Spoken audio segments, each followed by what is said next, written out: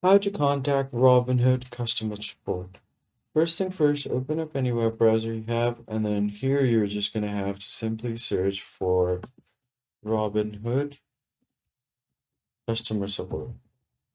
Hit enter. And once you've done that, you'll see the big contact us option right here. Click on it. And once you've opened up the link, you're going to have to simply sign into your account first. So what I'm going to do is click on the sign in option and then use your email to log into your Robinhood account. Once you have done that, you're going to have to click on contact support right here.